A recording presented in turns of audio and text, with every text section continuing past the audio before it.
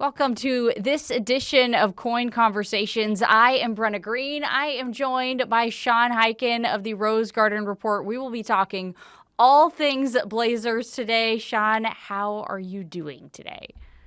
I'm good, Brenna. It's been a honestly pretty uneventful first week of training camp, considering like how much chaos there was this offseason for the Trailblazers. But it's good to kind of be back in the rhythm and just be underway. Going to practices. The preseason starts up here soon, so no, it's good. It's good. I'm doing well. You spoke about training camp, so just what is the general vibe of training camp right now? It's good. Everybody's happy. I mean, you've covered this stuff for a long time, whether it be in basketball or other sports. The first week of training camp, unless there's like some specific drama or conflict or whatever, everybody's always in great shape. Everybody's, whatever the thing is that somebody needed to add to their game, they've added it. Everybody's, everybody's like lost weight. Everybody's, added muscle.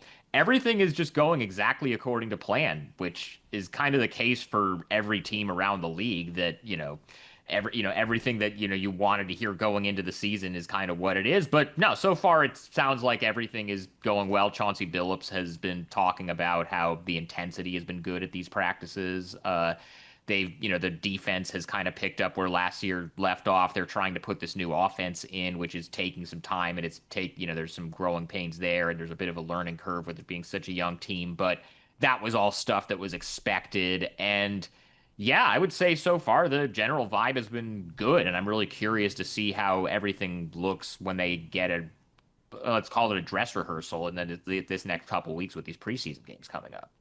Yeah, I think something Chauncey said was it's preseason or Yeah. it's training camp. Every Yeah. single other team in the league is Yeah. having a great training Yeah. camp right now. Everyone is undefeated. The big news before training camp was Scoot Henderson and his Yeah. injury. He'll be out Yeah. at least for the first few games of the season, if not for the first 16 games of the season due to that torn hamstring, 4 to 8 weeks, long timeline. So he will not be in the starting lineup. But, one of the big questions this offseason for the Blazers was, is Scoot going to end up being the starter at point guard, or is that going to be Drew Holiday? So I just wanted to get your thoughts on how you think that's going to play out down the stretch for the team. Well, I had kind of, before we heard about the injury last week, I kind of thought that the opening night starting backcourt was going to be Scoot Henderson and Drew Holiday because, I mean, Drew has played point guard for a lot of his career, but at this point in his career, the last couple of years in Boston, he's been playing off the ball a little bit more. And so the idea of him and Scoot playing together, I thought made a lot of sense. And that way you could have kind of gotten the best of both worlds. Obviously, with this injury that Scoot has, that's on the back burner, at least for the short term.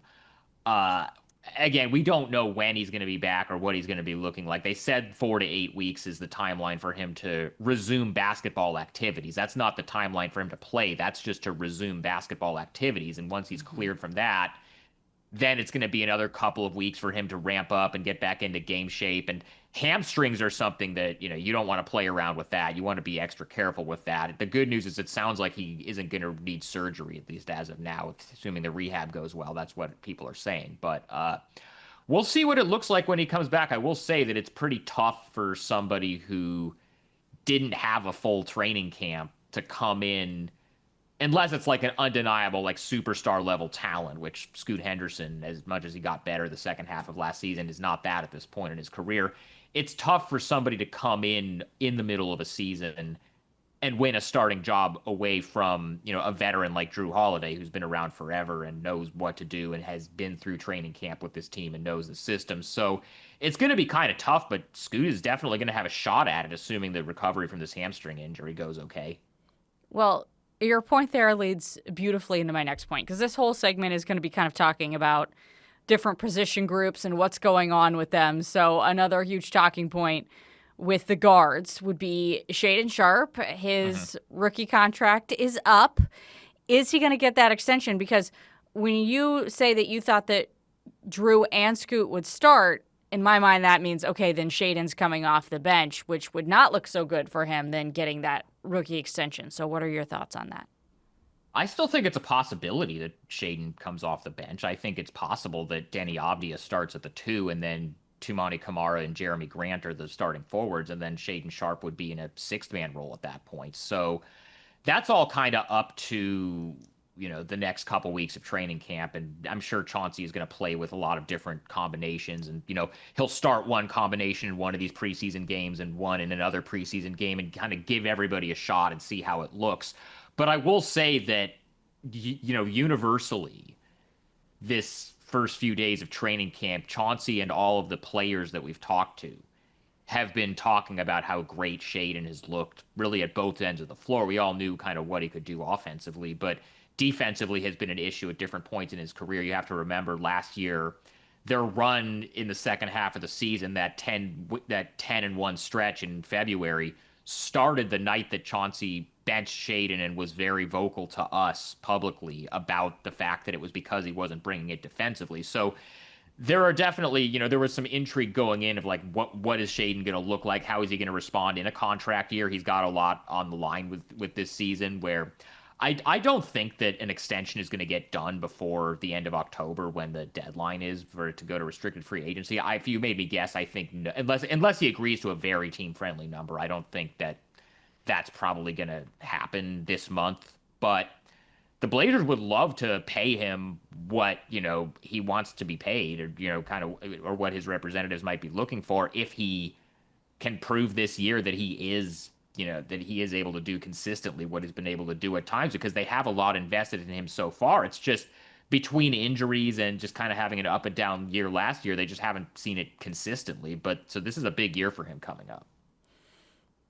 It's interesting because just at Media Day, everyone was kind of like, okay, you're in a contract here. Like, how are you feeling about this sort of stuff? Whatever. And he was like, he was the most nonchalant of all time about it. He's like, I don't care. Like, that's just how Shaden is. That is Shaden. Just the most low-key person who has ever existed in the history of the planet, especially to play in the NBA, I think, where there's so much drama. I will say he's gotten a lot better in front of microphones and cameras than he ever was. Like, those first couple of years in the league especially, it was like pulling teeth to get more than 2 words out of him. I think slowly, and Anthony Simons kind of had this earlier in his career too, where he was like the most quiet and shy dude ever when he first came into the league, when he was so young. And it was kind of similar circumstances because neither of them actually played in college, and so neither of them had the kind of media training that you usually have coming into the league. But they both, over the course of the few years, kind of started to open up more and get more comfortable. And I think we're just now starting to see Shaden come out of his shell. I wouldn't really read too much into him being kind of low key and nonchalant at Media Day about his contract situation, because that's just kind of how he is, personality wise. It's funny you say pulling teeth, because I'm pretty sure a few years ago he said he would rather go to the dentist than speak That was to at us. exit interviews last year. Oh, yeah. yes. Mm-hmm. Yeah. All right. So, who of the guards do you expect to make the biggest leap this year? I think by default Shaden, just because as of right now he's healthy and we know that he's going to be playing. I came into this training camp very bullish on Scoot Henderson after seeing some of those off-season workout videos and him going through drills with Drew Holiday. And it just seemed like he's had injuries that he's dealt with over the last couple of off seasons, so he wasn't really able to get the kind of work in that he needed to get in to really take the steps that they were hoping that he would take. And this was an off season where he was finally able to do that. So I came into this training camp thinking that this was going to be a huge training camp for Scoot, and he was really going to make a leap. And then a couple days before Media Day, they tell us that he's out for a couple of months with a hamstring injury. So now that's all completely on the back burner. Yeah, it's really unfortunate for Scoot, to say the least. Kind of transitioning between forwards and guards. There's a question of right now with Scoot out, who is going to back up Drew at point guard? Do you think it's been floated that it's a possibility that Denny could back up Drew at that position? What do you think of that? So that's interesting that that's brought up now, because we actually asked Chauncey about that the other day at practice. And yes, Denny Avdia is going to have a lot of ball handling responsibilities because that's a part of his game, and that's something that he's got a lot better at last year and showed that he has the ability to do. But Chauncey, and maybe this is just because point guard is the position that Chauncey played during his playing career, but he said something that I thought was interesting, which is that he thinks there's a difference between, a big wing that can make plays running the offense and an actual point guard who is, that's his full-time position running the offense. And so it sounds like in the short term, while Scoot is out, you're going to see Caleb Love, who is a rookie that they got on a two-way, get some minutes. You're going to see Blake Wesley, who has played with San Antonio recently, former first-round pick, kind of bounced around a few different places. They signed him as a minimum, to a minimum contract over the summer as kind of the 15th guy on the roster. He's going to get an opportunity to play. And they're just kind of going to patch together a rotation with those types of guys until Scoot is back. And hopefully that won't be too long. It'll be at least a few weeks into the season probably, but I think they're gonna more try to. I don't think they're gonna say, well, Scoot is out, so now Denny Avdia is the backup point guard. Even though yes, Denny is going to be doing a lot of running of the offense. Okay, so now we kind of dive more into the forward position here. Probably the player with the biggest question mark, I think, coming into camp is Jeremy Grant. I mean, Right. very uh, he was very honest Yeah. at media day the other day about how he was not happy at the end of last season, and he straight up said he did not expect to be back with the Blazers this year. He's happy to be, but if you would have asked him at his exit interview last year, he would have been like, "Yeah, no, I'm definitely out of here." So, what are your thoughts on Jeremy? I mean, there's been a lot of questions about him starting. He has answered more questions about that yesterday. So, Yeah. yeah, just what are they gonna do with him? Well, he's gonna play a lot. I don't know, whether he starts or comes off the bench. And remember, at media day, which you were at, he said, he was asked directly about, have you considered a possibility that you're going to come off the bench? And he said, no, I don't really expect that. And obviously, that I'll tell you this, I tweeted out pretty much all the notable quotes from media day that day on Monday. And that was by far the one that got the most responses and the most retweets and the most engagement. People were mad about that, even though it's like, what do you want him to say? Like, no, I'm making $32 million a year, but I'm totally cool. Not, I don't care if I'm not going to try to earn a starting role. I'm not going to, like, it got turned into this whole thing. And so yesterday at practice, Jeremy was asked to kind of clarify it. And he said, his exact quotes were, I'm open to competing for a spot. And then he's asked like, if, you aren't starting, are you going to make that into a problem? And he said, nah, man, I'm fine. Which, if you know Jeremy's personality, he, even if he's not happy about something, he's a pretty laid back and kind of go along, get along type of guy. He's not a huge personality that's going to, make things a problem. And to be frank, I don't think he has enough cachet in the league. He's never been an all-star. I don't think he has the kind of juice that some players have if to say like, well, if I'm not starting, I'm gonna really like make this a problem, make this a distraction. You have to kind of be at a certain level to credibly be able to do that. And I think Jeremy even himself would tell you that, he's not at the level of guys that can really, make something shake like that. But I think I genuinely say right now it's a coin flip whether he starts or whether Shaden Sharp starts. It comes down to that fifth spot for the starting because like with Scoot out, Drew Holiday is going to be the starting point guard. There's no way that Denny Avdia and Tumani Kamara both aren't starting, and pretty clearly Donovan Clingan is the starting center. So it's just, are they going to go with a big lineup, start Denny at the two, and then have Jeremy play, or is Shaden going to just really blow people away the rest of training camp and preseason and earn that spot? It's kind of up in the air. It's going to be a very interesting next few weeks. Yeah. All right. Young Hansen, all the rage right now around Yep. this team. How big of a role do you expect him to have this season? Oh, he'll play. He's going to play. Like Chauncey said that.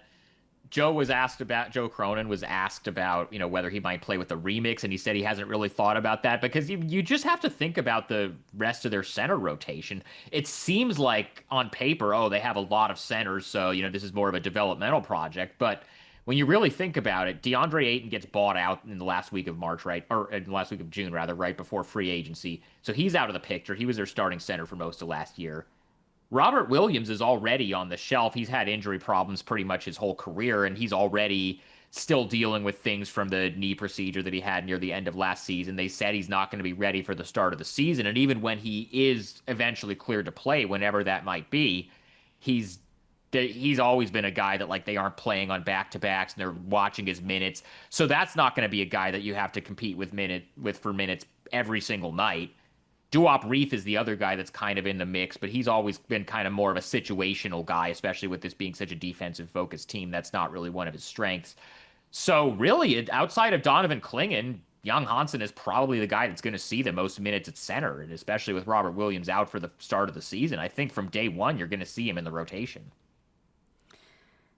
It will be very interesting to watch. We are going to head to break. On the other side, we're going to talk some more big picture things. So offense, defense, who are Sean's starters for this team? Who's going to be the leading scorer? That sort of stuff. So we will be right back after the break.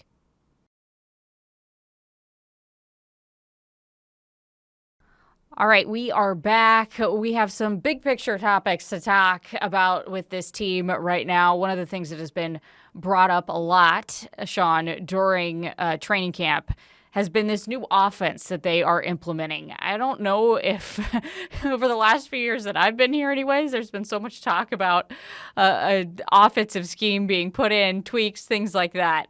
Maybe that's just because this team has been, has been That working hasn't its been way. Yeah.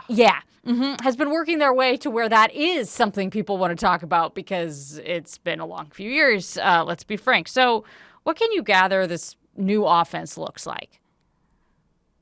Well, over the summer, so Chauncey Billups signs his contract extension on the last day of the season.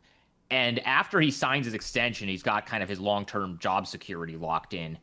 They make some pretty big changes on the coaching staff. They get rid of a couple of guys and they really bring in some new assistants. The two guys that I think in particular it's noteworthy that they brought in, one of them is Tiago Splitter, who was a starting center for the Spurs on that 2014 title team, and he's been he had a career as an NBA assistant coach. He worked with Alperen Şengün a lot in Houston for the 1 year that he was there. And the last couple of years, he was the head coach of a team called Paris Basketball, which plays in the French league. And he ran a really fast-paced and kind of modern, innovative type of offense there, and that was something that was appealing to the Blazers, and so they hired him. And then the other guy that they brought in to be part of this new coaching staff is Patrick St. Andrews, who was with Taylor Jenkins in Memphis the last couple of years, and then before that was an assistant for Mike Budenholzer in Milwaukee. So they're kind of bringing in some more, being a little bit more aggressive with some of this offensive stuff. We haven't actually been able to see it in action because they don't let media members watch the actual practice.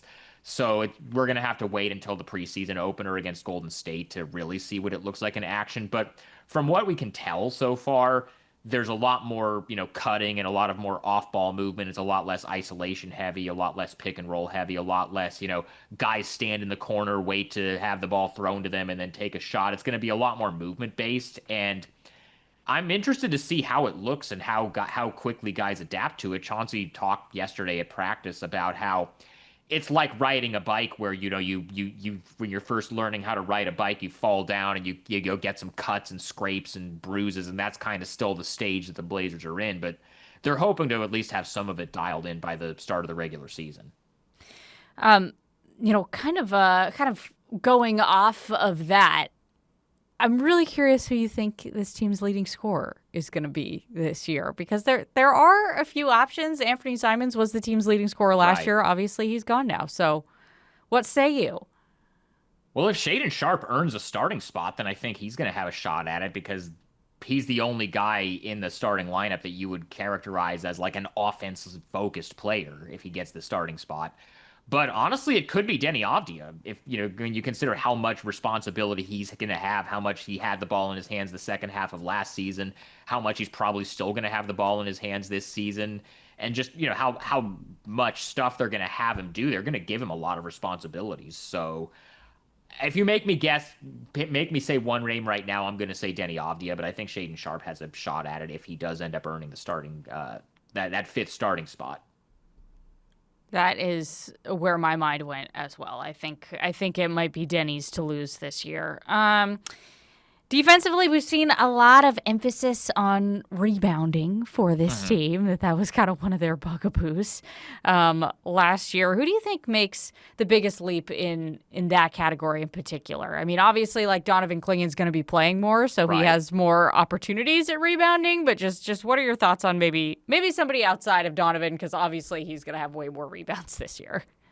Well, if Shaden Sharp is engaged on that end of the floor, which obviously has been an issue throughout his career, he's got the size and the length at his position to be a really good rebounder for his position. So, if this training camp is going as well as everybody says it's going for him, that's a guy that I would maybe look at and say, if he can do a little bit more on that end and, is particularly in that category, that would, that would be maybe something to look for. This Blazers team is trying to level up right now. And Mhm. part of leveling up means it's. Do you have any players who could be in contention for All Star? Obviously, there has been some very minor campaigns, I would say, over the last few years, Yeah. but nothing to really take super seriously, especially after Dame left. So, do you think this team has a player who could be an All Star this season? Well, if they were still deciding the starters strictly by fan vote, I would say that Young Hansen has a very good chance of being an all-star. But as far as like who is gonna could possibly get it from like the coaches vote or like whatever combination of fan and media and player vote that they use for determining starters these days, again, the guy that I would maybe go to as the one that maybe has the best chance is Denny Avdia because I think he's going to have probably the best numbers and he's going to have the most responsibility on the offensive end. But it's really going to depend on what their record is. If they have one of the worst records in the Western Conference, teams that are in that tier, like it was the last couple of years, it was never even a discussion that one of the Blazers players was gonna possibly be an all-star because at that point in the season where they had to decide that stuff, both of those last 2 years without Dame, they were one of the worst teams in the league, and those teams don't usually get all stars. But this year, if they're in the top 8 in the West, and Denny Avdia is averaging 20 points, 5 rebounds, and 5 assists a game, like I think he'll get a look.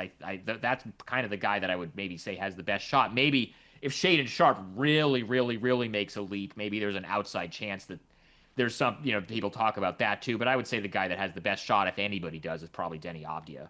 Yeah, my thought was definitely Denny as well, that he's the only one that really like stands out to me in terms of potentially being able to make that leap, especially after his second half of the season last year. It was he really started to click with this team. It took a little bit.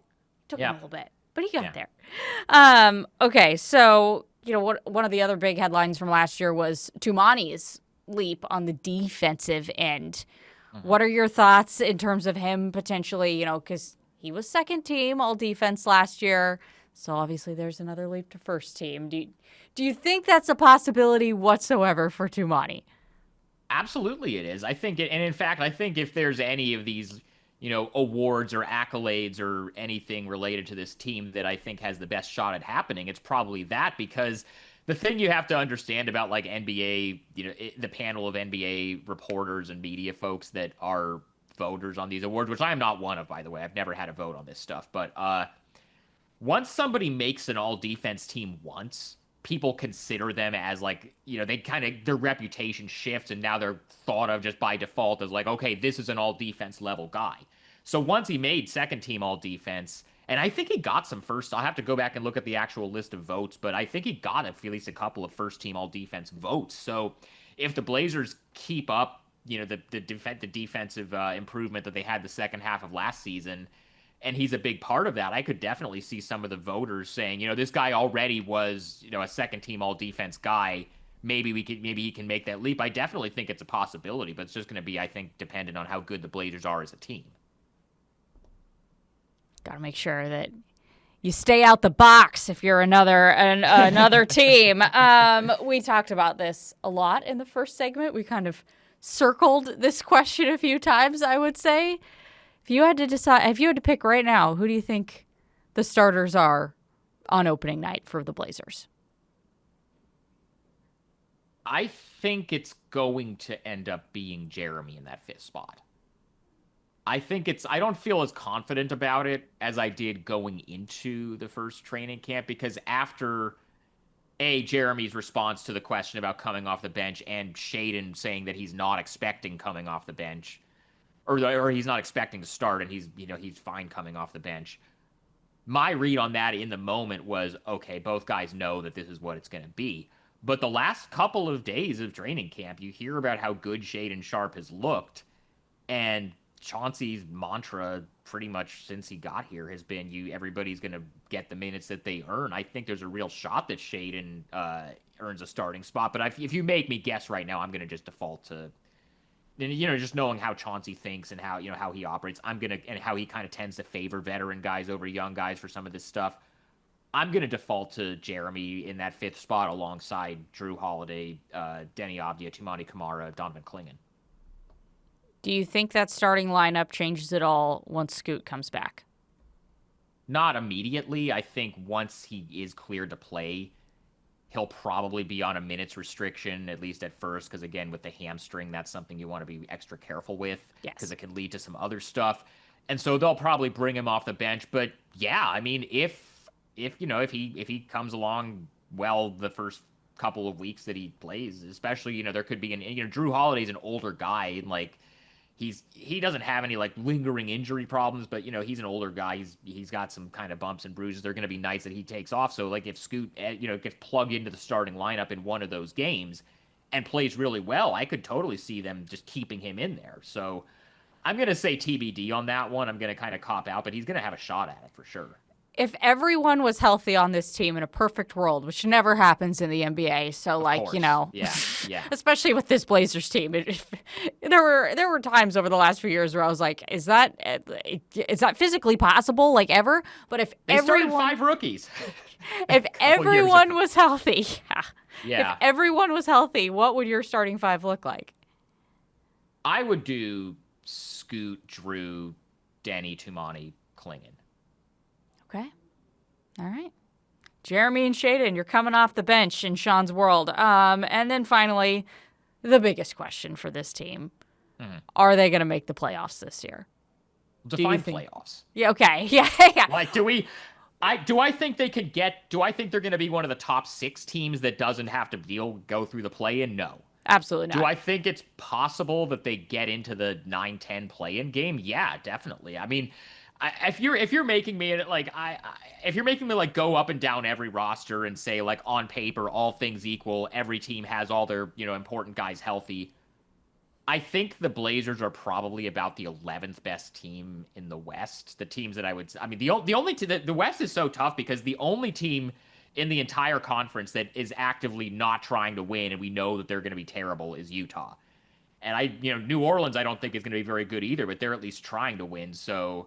And, with San Antonio, it's like they've already kind of have some, injury stuff with De'Aaron Fox. But then, like, I don't think Phoenix is that good. I don't think Sacramento is that good. So those are the 4 teams I would have behind them. So then it's just a matter of if I think there are 10 teams that are quote-unquote better on paper than the Blazers, you just need one of them or 2 of them to have a lot of injury stuff or, not be as good as people think. And, you're already starting to see some of that with Memphis. You're seeing some of that with San Antonio, like I mentioned.